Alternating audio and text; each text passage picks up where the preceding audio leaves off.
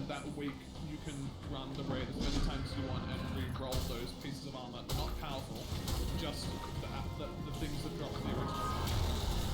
So the way that you want. So there is the issue of gear and people farming clears that I wish I had thought about a lot. Like, you're gonna have people, oh my god, he has a 140. You're gonna have people farming clears, but there needs to be some sort of replayability to it, which really sucks, but it's... I mean, if it's only giving you gear already dropped from that week, I feel like it should be fine. Especially if it's not powerful. But, because then it gives you an incentive to do more clears or to like learn the raid. But I think that like the whole thing is a really difficult thing to balance, and that's why it's the way it is now. Because there's no way to actually please everyone. These guys all just sitting on each other. Yes they are. Unlucky, dude. Dude, it's only the PvP clan. What are they afraid of? I'll be left to appreciate so far. I like hands-on raid team when someone's solos apart and it's like, that's not how it's supposed to be done. Oh, you mean teams that sort of like, work together to complete it in unique ways that might benefit them specifically? I like those. Those are really cool. Oh, hey dude, what up? Wait, I'm curious at how you're gonna do all. Yeah. So, I definitely think certain things like raid challenges, raid forces, that guy, okay, that's two centrals.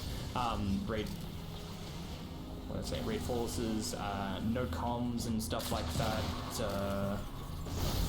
no call-outs. Those sort of raid challenges make you a better player because if you're communicating and using the comms specifically to talk about the raid, then you're focusing less on what you're doing in-game. And it's a really good thing to have, let's say in World's First scenarios, because you want to be able to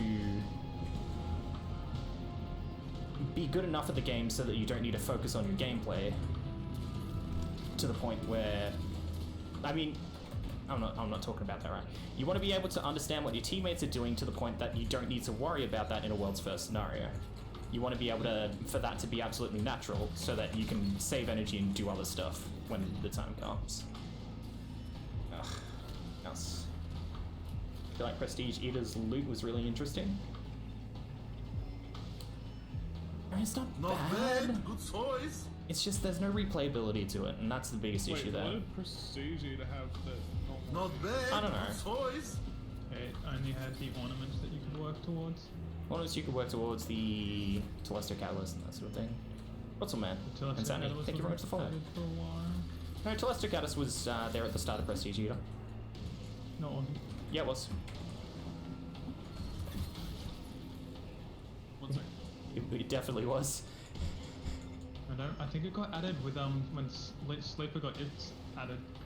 I'm pretty sure it got added with all of them. They got added at different. I'm pretty sure I got it on my first run and I didn't realize. What is it? Prestige Eater, Telesto Catalyst. Prestige Eater. Telesto Catalyst was from when Yeah. So I thought. But... I might just be dumb. It's my first time on screen. You're welcome, dude. Right through the end of year one. Yeah, but we're just wondering whether it was on release or whether it was. I mean, the raid released at the end of year one. That's the thing. Yeah. Didn't release at the start of it. Man. Bringing up the wiki. Warren, he's getting the whip. He should not have jumped there. Unlucky, dude. That sucks. Goddamn snapper cancel. With Prestige release, yeah. So it released when the raid released because there's no way to get the loot from the Prestige raid without the Prestige raid being released. I'm pretty sure it was the start. Yeah, that's the way that I got it. I got Telesto Catalyst on my first Prestige Eater clip. Because I remember I didn't do it day one, but I did it day... No, sorry, Prestige Eater I did. And we got fucking booted because Discord went down and we all got guitarred. And Eater of Worlds, dude! Yep. Yep. Oh, okay, good shot. In fact, I I remember how bugged it was because we were on the last part of Eda in Prestige and got booted to orbit, and then when we all came back and we were using in-game voice because Discord had also gone down because some fucking decided to beat off the servers.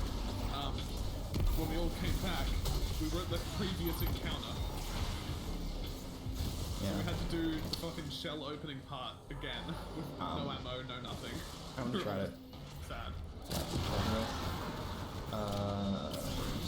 Miss. What's wrong with farming clears? Nothing's wrong with farming clears. Do what you want to enjoy the game. The reason why farming clears has a negative connotation behind it is generally they'll be very exclusive and elite with their thing and their structure around getting raids, and that's fine. If you got people who enjoy that and who want that, but then there's also the ego side of it, and I have experienced a lot of people who farm clears and then suddenly they have a massive ego going into other raid groups and like, shut the fuck up, I have the most raid clears, I know what I'm doing, I'm correct, blah blah blah. And it's just a negative experience for a lot of people. And it sucks. I felt Question Museum was very interesting. Dungeon report is out, no one cares about raids, it's only dungeons, true. Joined the Last Wish raid and they kicked me because I wanted to try the whole raid and not just cheese the boss or 1k. Yeah, it's relatively difficult to actually get a team that wants to do Riven the intended way these days, just because it's easy to just do it and not many people know how to do it the intended way, so... My suggestion for that is honestly to just like make the group yourself before you like go in and look for a group. Just make the group yourself, make it very clear that you're doing Riven the intended way for the experience, not because like there's any reason otherwise. People will join it. It's a fun encounter. How Like is... every do that. Amazing.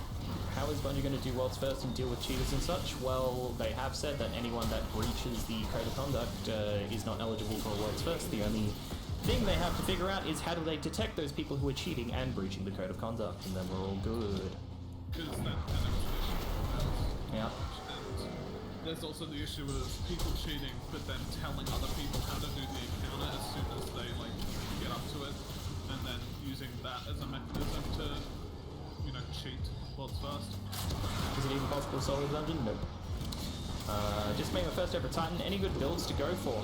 Honestly, just have fun with it to begin with. In general play, to start out, it's not really going to be necessary to create any insane builds. Some really popular ones are Top Tree Striker with Insurmountable Skullfort if you get that exotic.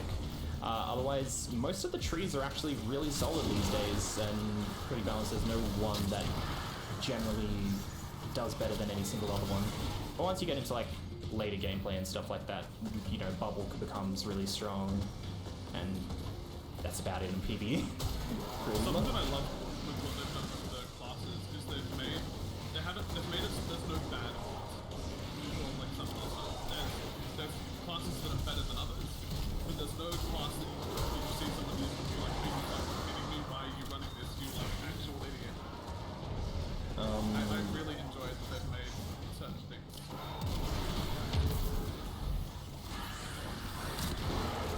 Unless there's been a change recently which has made like something count. People can perform a raid really well and have great understanding of the raid, but some people are just shitty at explaining. Yeah, very true. Oh, God, I can't read chat and play PvP at the same time.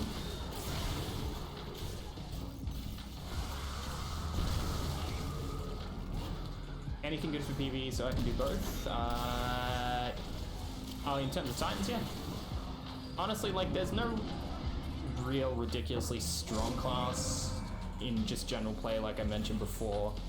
Like, every class is very much viable, but when you get into like trials and stuff, you might notice that you're getting screwed over by Titan barricades or by the speed of warlocks a little bit more and that sort of thing. And then you just make another class. It's not difficult to make another class and then level them up, and then you're fine.